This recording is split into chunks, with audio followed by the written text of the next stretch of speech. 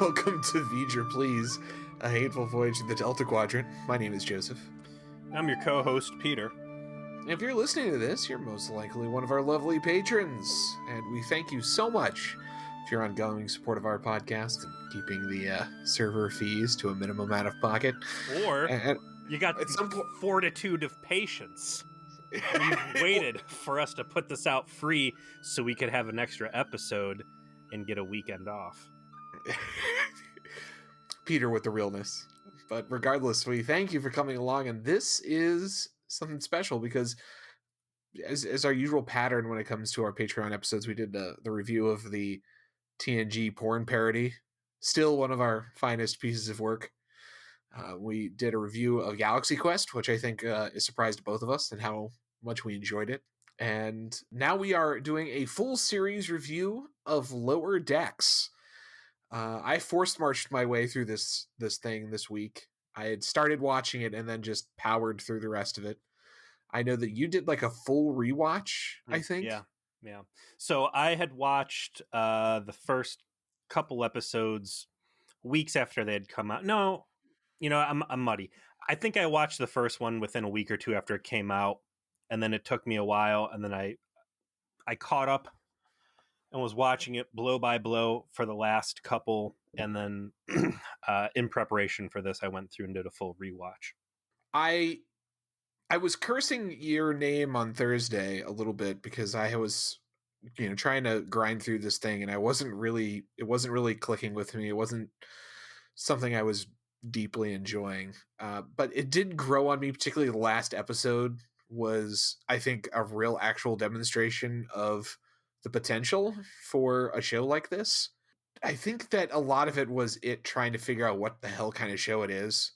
And it took really the entire season for them to get there. And to be fair, I want to say this was 8 episodes long, right? 10. It's 10 half hour. I mean, 24 minutes. So TV half hour. To be fair, it took the Orville 5 or 6 episodes to really kind of figure itself out as well.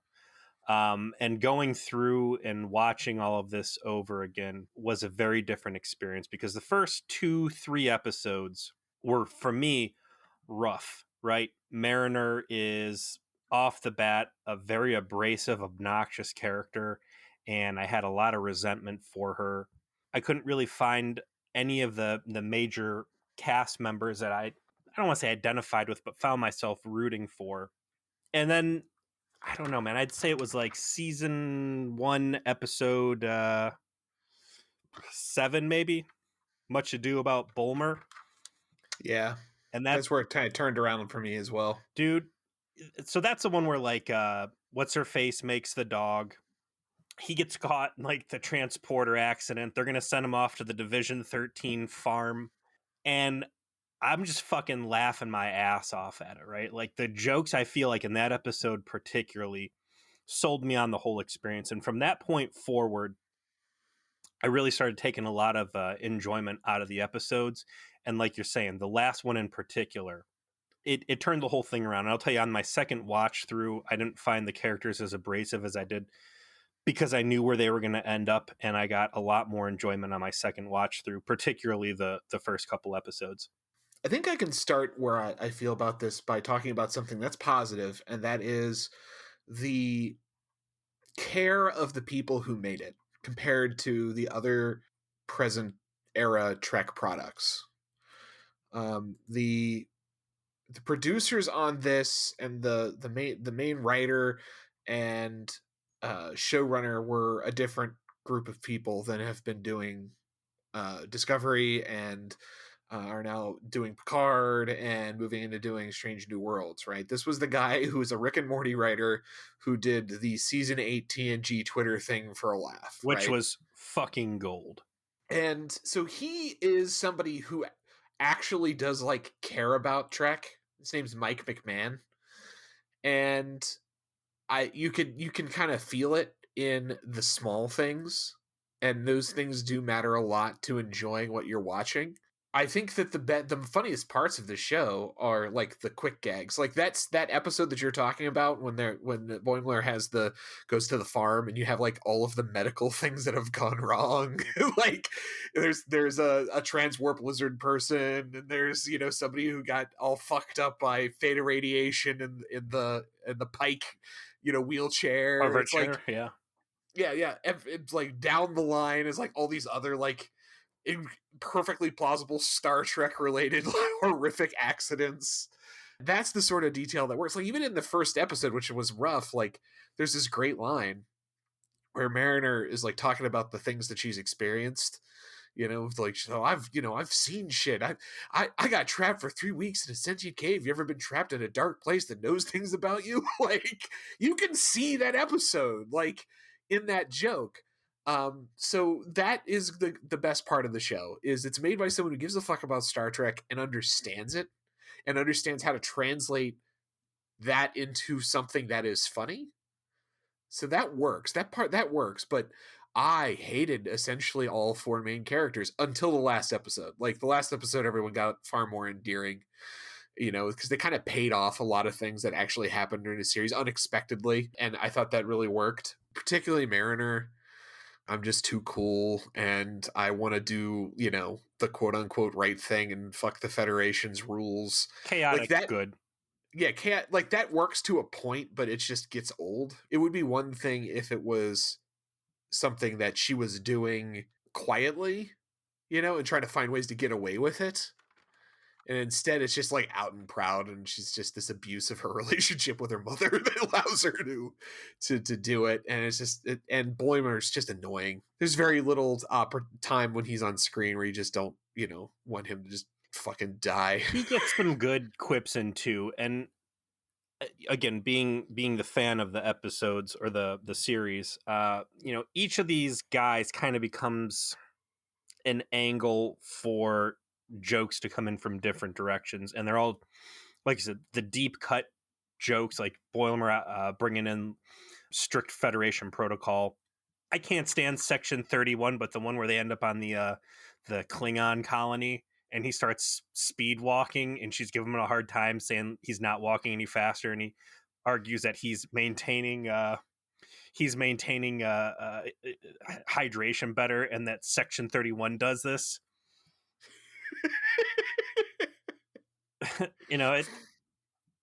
Again, I hate Section 31, but I thought that was fucking hilarious. There was another gag where it was the episode where Boimler's got like the girlfriend that's way out of his league. Yes. And Mariner's like convinced that it's got to be and like she just has like the Pepe Silva board of like all of the alien infiltrators from Trek's history. It could be like it's a Suliban. It must be a Suliban. Like yes, this is the kind of paranoia that would grip a Starfleet officer, particularly in a comedy. I get it. And that's another great thing too. Like a lot of the jokes that we've made, a lot of the very clear. Now there's the obvious jokes, like there's cum dumpsters in the holodeck that collect all the human filth and waste, and someone has to clean that out. Like, yes, holodeck janitors.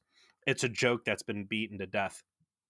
But there's plenty of stuff like that seeded through the episodes that the people who are fans that are there, rainy days and sunny days, and memorize ship names and registries and timelines and all that other stuff that Berman era Trek, and again, I don't know what happened over in Deep Space Nine and how into the weeds they got with their own details, but for the people paying attention at home, I think there's a lot of respect paid to that.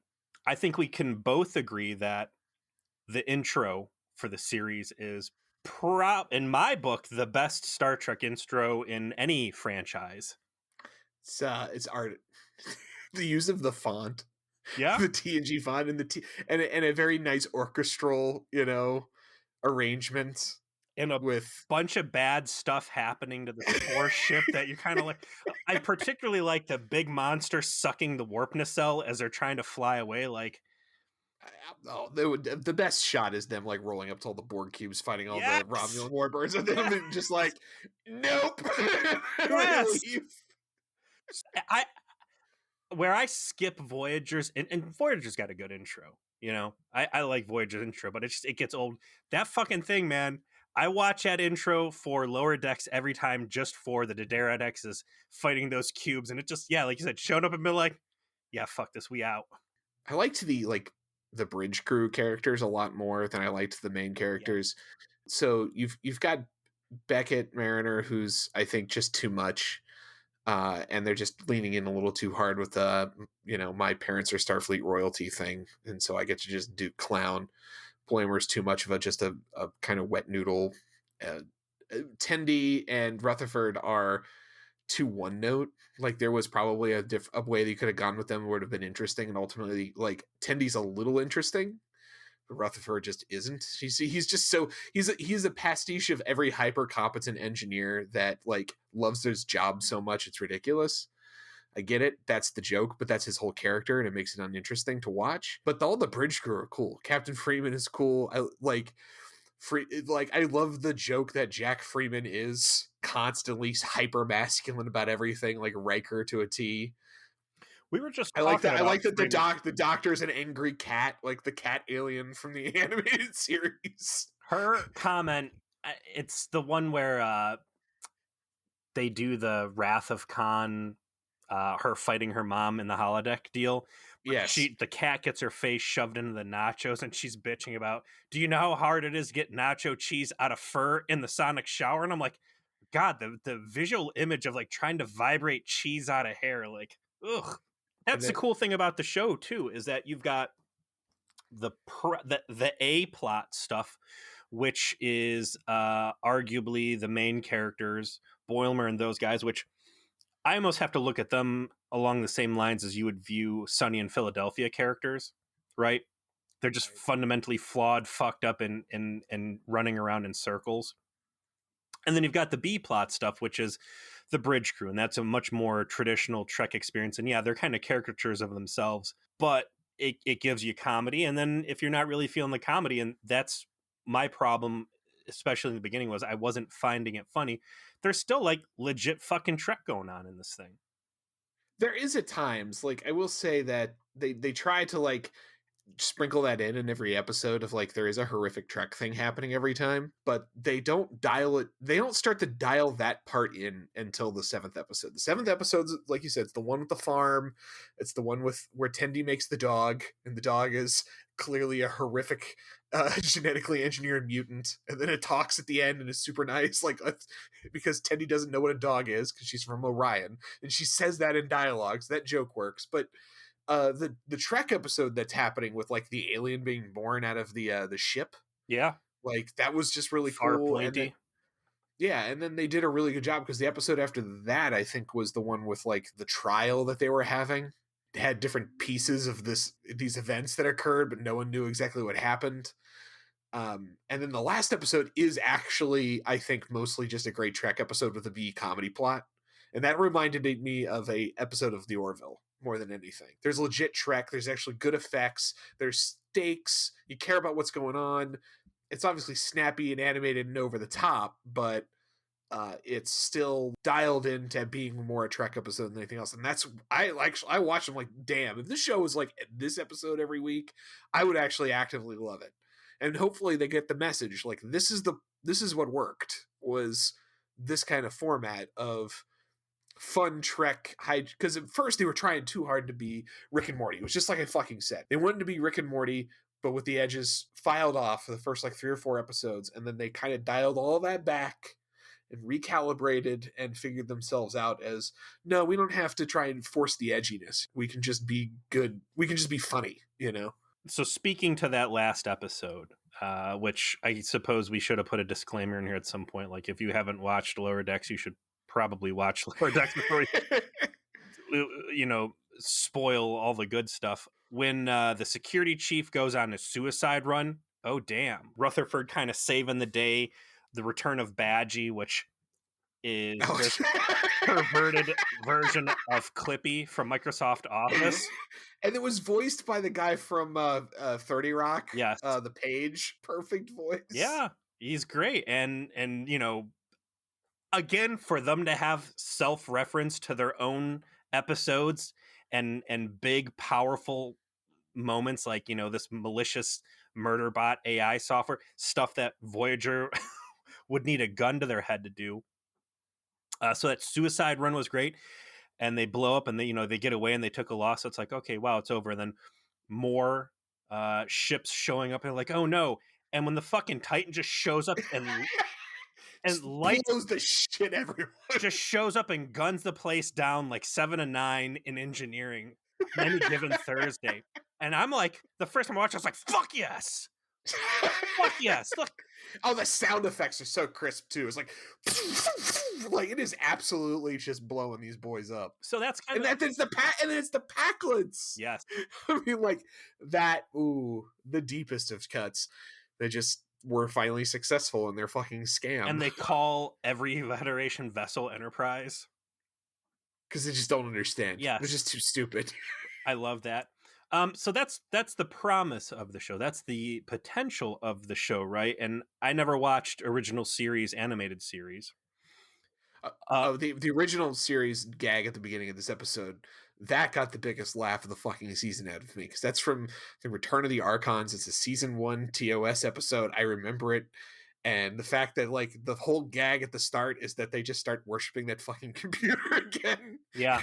And no one checked up on them is such a just absolutely perfect gag. I'm like, oh man, that frames everything so nicely for actually for Mariner's attitude about things, that the Federation just kind of lacks and doesn't give a fuck the way it probably should, in a way that the rest of the show really fails to deliver on. And it's worth pointing out too, the timeline on, and I think that's part of what endears me to it, is it's so accessible to the Berman era, Next Generation, DS9. This show, I believe, takes place 1 year after Nemesis, so it's well before Picard.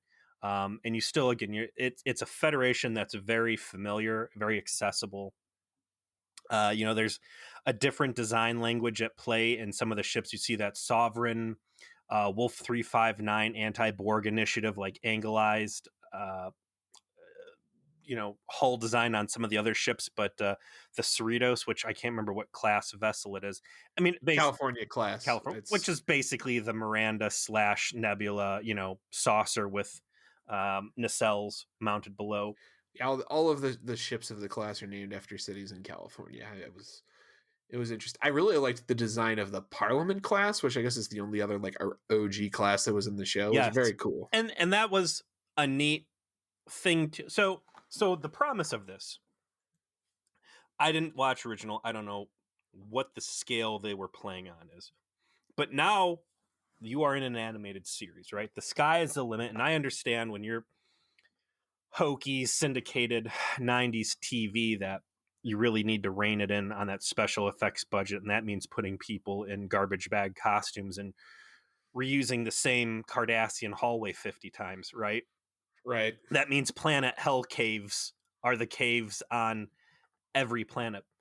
But when you're talking animation, you could do big, and you should be doing big. And I think they do a nice job of approaching big events and kind of working this bureaucratic blue collar angle that really resonated well with me.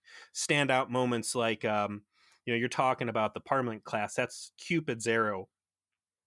And that was the one where there's a moon in a decaying orbit and it's going to fuck a bunch of stuff up in the solar system. So the Cerritos is working with, I forget what, a much cooler ship, right? A much cooler ship, which is the Vancouver, Vancouver, and I quote, a Parliament class that focused on large scale complex engineering projects. Like, what a cool concept, you know. And that's something you would never really touch in your standard next gen type episode, this behind the scenes construction work where you need to erect a force field around a planetoid that's falling apart so you can have a controlled demolition. Like, and the big gag in the episode is that the chief engineer is trying to get transferred to the Cerritos because he's tired of having to do epic shit all the time. Like, we had to travel back in time and kill the guy who was worse than Hitler. It's like, let that sink in. He's all super stressed out. Like, When they dial in the humor to like the Trek shit like that, it really does work.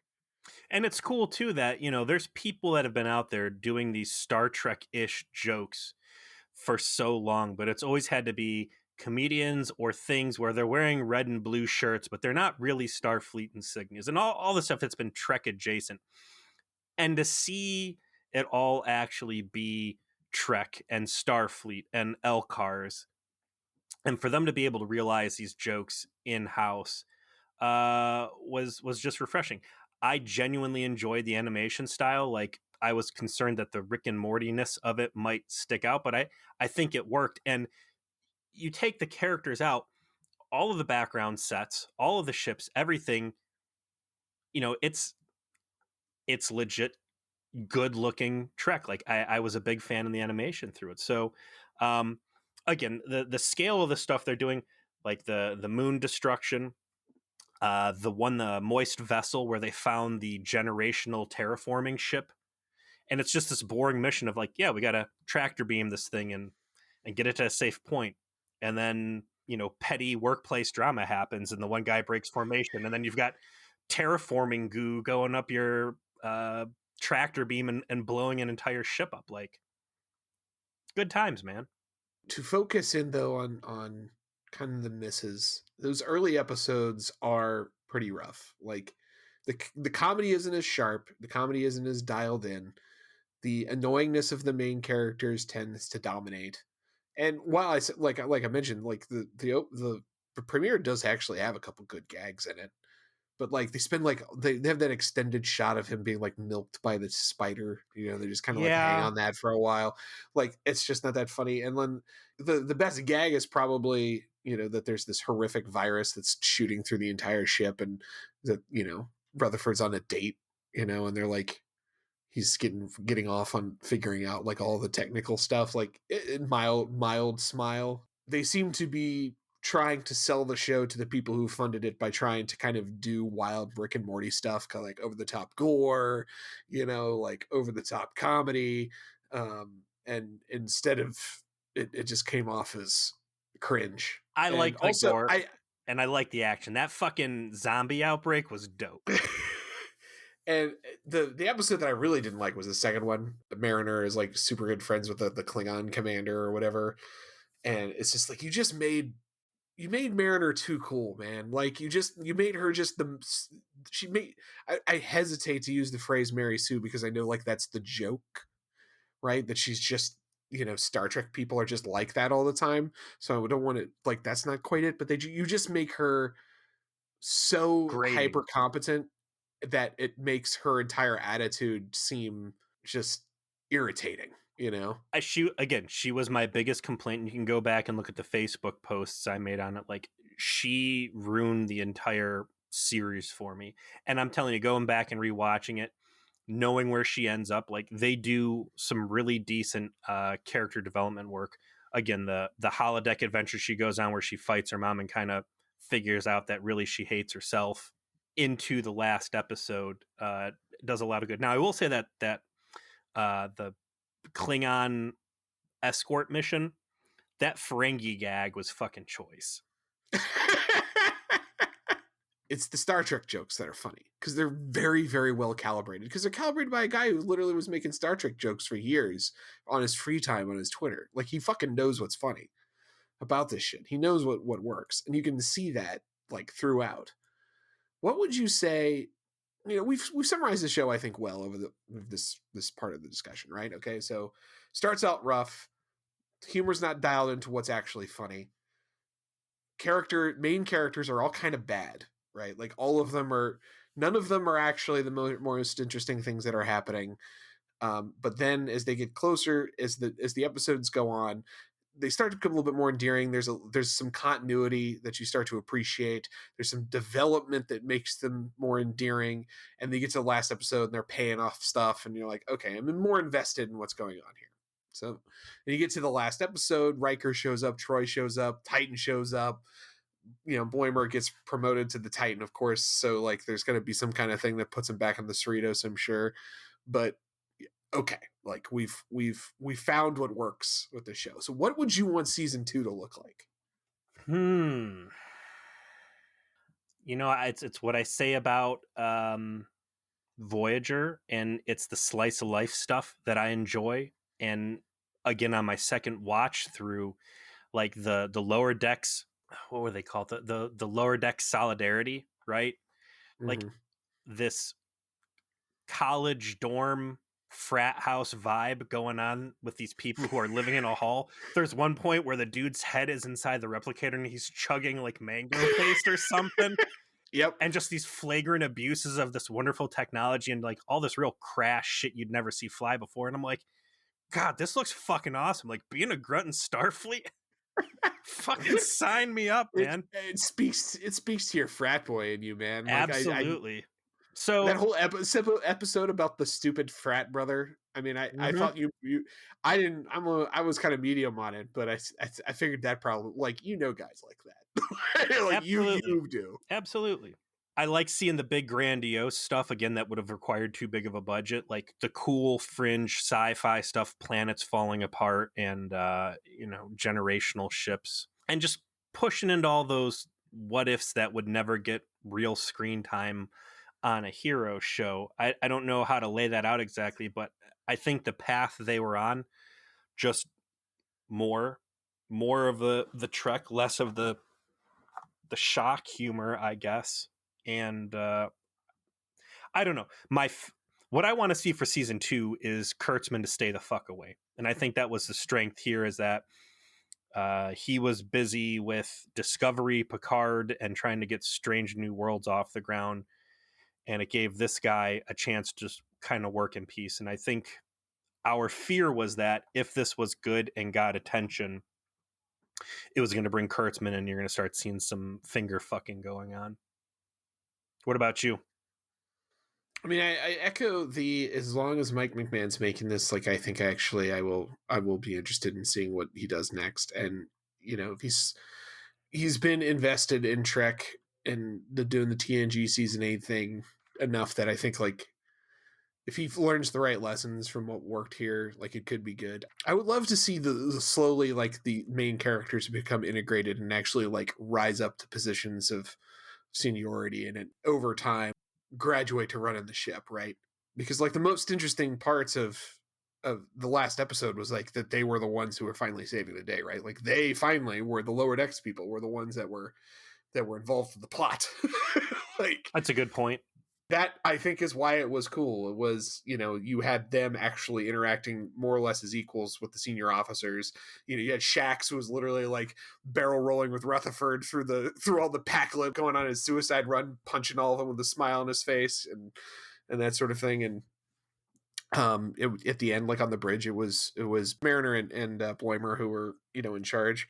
That's, I think, the direction they need to go, is that they all start to grow into their roles as Starfleet officers, that it's fun and funny, and we get the jokes, and that's all good. And that's obviously going to be, you would assume, Mariner's, like, story arc, is that she finally matures. They teased that out from the 7th episode on, of, like, her friend from the academy who's already a captain, and she talks about why she, like, went off the straight and narrow. And what was your perception there as far as her friend went that was currently a captain? Like, was that like a lover vibe? No, they were just friends. I don't know, man. There's a lot of hugging, and, like, if what was happening there was that they were former lovers, and that was kind of like what was scaring her, was that maybe she didn't have feelings. If there was some sexual relationship or emotional committed relationship element there, I appreciate them not explicitly calling it to the forefront and making it the entire fucking point of the episode. If that was the subtext, like, whatever, 24th century is a freaky place, like, it's cool, like, it's there, it's awesome. Yeah. It's not the focus, and I took it entirely as platonic, but again, it just doesn't, like, they were close, whatever they are. And the point being is that Mariner probably should have been her but wasn't. And you get the impression there's other things in her history that kind of led her, like, what I was kind of hoping for was maybe a payoff, semi-serious, semi-joking, but, like, of her like really seeing how shitty the Federation is. And like that she wants to be out there helping people. Like that is what she wants to do. That is why she continues to be in Starfleet. It's not just to piss off her mom, but it is because she does believe in the mission and that's why she's there. But she knows that, you know, the Federation is deeply flawed and it needs people who are willing just to break their rules and not give a fuck about it. And they start to like give you little hints of that, you know, like that a lot of her rule breaking activity on planets is literally like helping the little person. Yeah. That's actually the more interesting thing about her.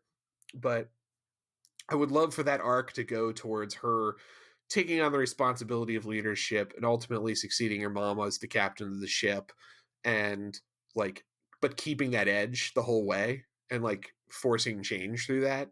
Here's what works for me with Mariner, because she has, like you've pointed out, this Mary Sue element where she is the fucking best at everything except for the things she chooses not to be good at, right?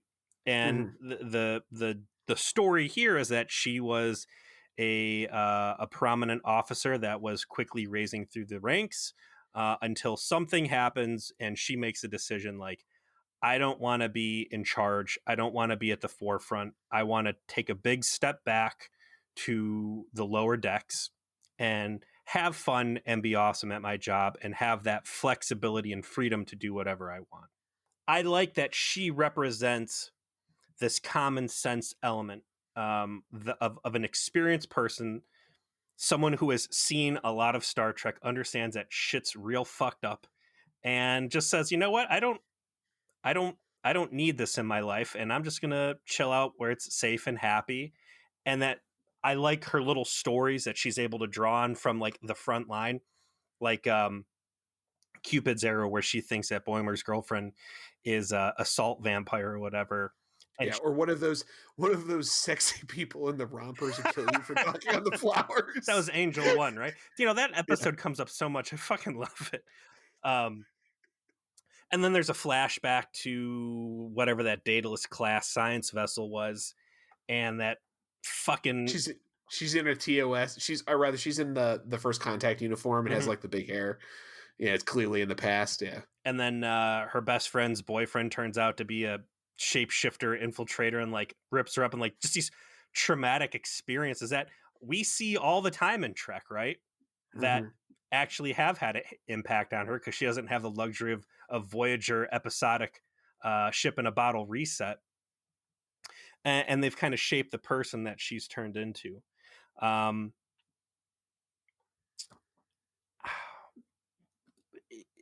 think if they were to follow along the line you're saying, where the lower decks supplant the command structure and kind of become the new focus, like that betrays the premise of the show itself, which is the lower decks, the people behind the people making the decisions and living in the glory. So maybe if they were to do that, they would introduce a new class of lower deck. I don't think like that's just it though. Like I think that it doesn't betray it if you show them working their way up from being those people to being the people in charge, and that's just the end of the show. You know, like you show this transition, you show them slowly like raising into these positions, you see them taking over those positions, and maybe you do a second show that's a spin-off, that's their further adventures, and you rebrand it or something like that. I think the biggest pitfall the show could go into is falling into a rut. Right? It's just retreading the same fucking ground over and over and over again. These jokes are funny now. They're not going to be funny if you keep repeating them, right? Like, how many times can someone like, Rutherford save the ship and just still be an ensign? You know, like, I know like there's a joke to be made there for a while, but eventually it just gets old. So I think you do want the characters to slowly like find themselves in positions where maybe they're not necessarily the lowest on the rungs, but they're like still dealing with bullshit, you know. And you pay it off spiritually, but you still allow things to change a little bit. Okay, so this is where I want to see the show go. I want this to be Orville, right? I want this to be a legitimate Trek experience where they can do cool shit because it's animated, but you have this TNG Berman adjacent play space where I don't have a personal investment. I don't feel Picard hurt because these are characters I got a lot built into, right? and I didn't agree with the way that the writing went and the direction that they took the show. And, I was stank about that because it was a big part of what I loved. This is still Trek. I like it. The uniforms are a little different, but I understand the time period they're in. This isn't far future Discovery or anything like that. Everything in there, it talks heavily of things that happen. And, I think sometimes it's a little too machine gun trivia, like, oh, Kirk this, Picard that, Archer this, Cisco that. Like, okay, I get it, you're name dropping, whatever, but they're carving out their own space, their own time period, again, even though it's right after Nemesis. But it's, you do whatever you want, you're not stepping on my toes here. So it takes a lot of bad investment, I would say, out of the show, and gives them a lot more liberty to do what they want. But I want this to be some humor, but mostly good sci-fi. And just, okay, you're going to run out of jokes, like you said. Like, how many times can you make a scrape the cum off the holodeck floor joke? Once. That's just it. Like, you can hit some of these things once, maybe a little bit, hit it a little bit differently twice. But how many times can you replicate a next gen episode? And I think the answer there is you can pump that fucking button as many times as you want and spit out as many Voyager-ish or next gen-ish or whatever type episodes, and just give me a fucking Star Trek plot, man.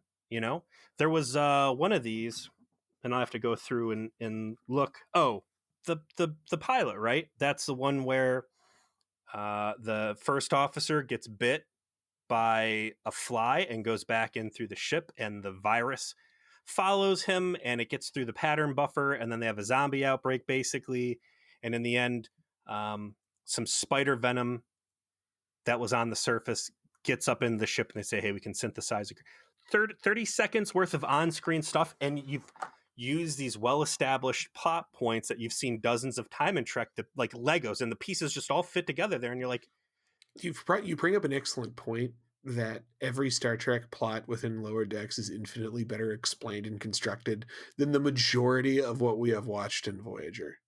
I've like, in a half hour, and half the time, the Star Trek's plot portions of these episodes work better on a coherent basis of setup, understanding what's happening, thing happens, and payoff. Without gaping plot holes, which is the most impressive part to me. Which shows you how easy it is to do this if you give a fuck, and how and if you're paying attention to what you're doing. Like, it puts Voyager's failures in a real fucking perspective, because it's not like they didn't have the same body of work to look back at. It's not like they were like trying to they were making the mold in real time. Like, the mold had been made for them, and they just managed to kick themselves in the dick over and over and over again, rather than do what this guy just apparently did over a long weekend. Just power these scripts out.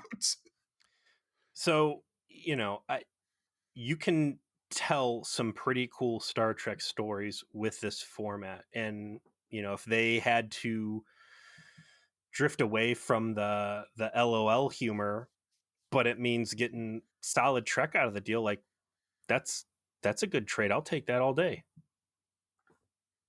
So overall, I think I give Lower Decks, it starts out at C-, improves, I think, to the last episode really bumps it up to solid B.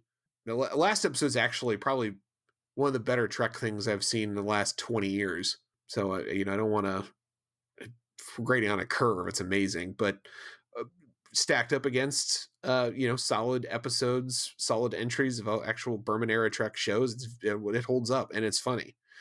So fucking hilarious. Again, I want to shout episode 7, that Much Ado About Boimler. Like, the dog are hilarious. The fucking transporter stuff though killed me. Like, the Boimler, he transports out, and then he they transport him back in, but it stops at the end. Like, and the fact the sound keeps up the end of the transporting, and he tries to sneak onto the bridge, and everybody's just looking at him like, "What the fuck is wrong with you?" And they like Rutherford comes in and he figures out how to get rid of the sound. Yeah, which is It's all like, anybody cares about. I like when like, oh, that was the most annoying part. the doctor's like, I've already contacted Division 14. They're coming. He's like, the time travel police, and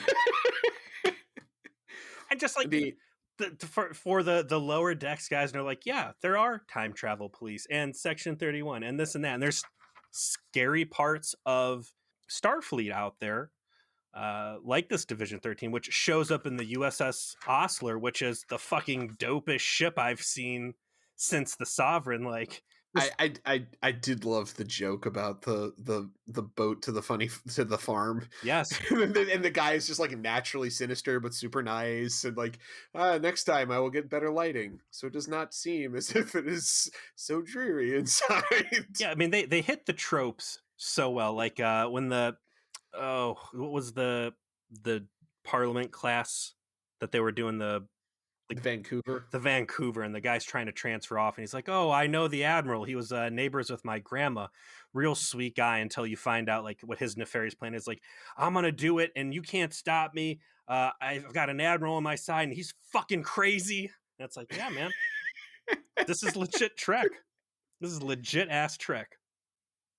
And you mentioned, of course, like, as long as they keep fucking Alex Kurtzman away from it, I feel like that's increases their chances of success, because boy, what a difference! What a change of pace it was to see something that felt like Star Trek. Something Oh, that felt loved. Yeah, it felt loved. It really did. It did feel loved. That is an excellent way to describe it. Felt like someone even when it didn't work, someone fucking cared. Yeah, that's what kept me invested. Was, aside from obviously like contractually obligated to do this episode with you on Saturday night, but it's what kept me invested. Is like, and someone really fucking cares about this. Like, people doing that, like, who did this, gave a shit. Oh, and that episode, the 7th episode, that had Jennifer Hale as the voice actress. I don't know if you noticed. Female shepherd. She was the Vulcan and the dog. Nice. Yeah. Nice. I will say, going through, because I took notes, not like Voyager grade notes, but there's like, a couple lines for each of these. The disses and the zingers in this, man. When Mariner is like doubting that his girlfriend's real, she's like, when we meet your girlfriend, will it oddly have to be on the holodeck? I was like, holodeck. Oh, damn. I don't do that anymore. Which, again, legit, and that's stuff that they touch on heavily with Orville that I liked. Or Tendi being mad over the racial stereotyping of Orions as pirates. Yes. And slavers. Very good. The Starbase 80 disc, when they're like, you take your bad attitude and, take that to Starbase, and it's like, oh, damn. Without explaining what Starbase 80 actually was. And it's like, this is the kind of stuff I'm here for. Like, that's the quick humor that I can take a lot of. And keep that stuff accessible. To just pad out the episode here a little bit, let's do some general talk about Trek as it stands. I think Strange New Worlds is starting to film now. They keep talking about filming the 2nd season of Picard. I don't know if it's started. They finished Discovery season 3. That's out now. I know you have completely given up on Discovery. I don't know if Casey watched any of it, because I know she was more into it. I would say that there was some promise at times, and then it just completely failed. Did you watch the whole thing? I did not watch every minute of it, but I kept up on it and watched parts of it, because it started to get a little interesting when they like found the future Federation, and they had this entirely new kind of premise. After that, though, they just went right back, like just a little bit of promise, and went right back to all the bullshit you hated, like unearned emotion all the time. I hate what's her face, Ensign Tilly. Ensign Tilly's like the most annoying character in the history of Star Trek, right next to Michael Burnham. And they're like, Yas Queen slaying their way through the whole fucking show. Just get me off this ride.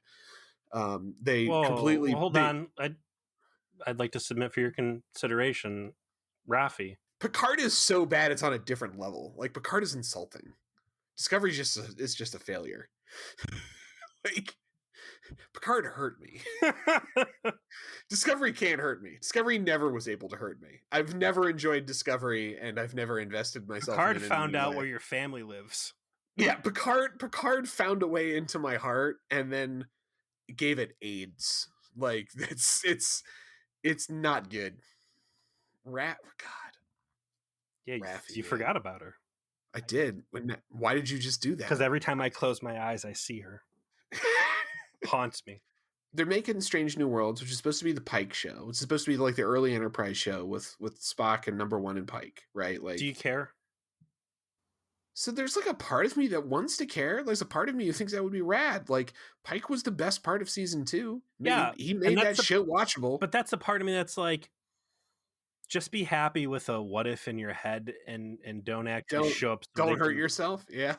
Yeah. Like, I feel like a dog with a shock collar. Like, man, you go over there, you're gonna get fucking zapped. Like, I think that Lower Decks represents the best on brand Trek that we are going to see or have the chance to see for a while. Yeah, until the Kurtzman's finally off the project for whatever reason, whenever that is. I don't think that's going to happen anytime soon, honestly. No, I don't see him failing up anywhere, which is the only way he'd be off it. You know, that's the sad fact of the matter. That's how Hollywood works. And yeah, but it's sad because I really actually do still have a part of me who's like, man, I just want this to be good, man. Like, even after how much it's hurt me, if like all of a sudden Strange New Worlds was just actually great Star Trek, I'd watch it in a fucking second. No hesitation. I love this fucking shit that much, you know? Fair. And I think ultimately when they do start putting those out, despite whatever I'm saying right now, I'll be there to watch a couple episodes too, but it's hard for there to be all this stuff out there and just pass. Now, luckily, I've got the advantage that there's a lot of really good 90s stuff I never watched, and that's all new to me. But we'll wrap it up there. Thanks again to our patrons for coming along on this ride with us. These special episodes are for you, and we enjoy doing them to show our appreciation. And we'll see you at the next one.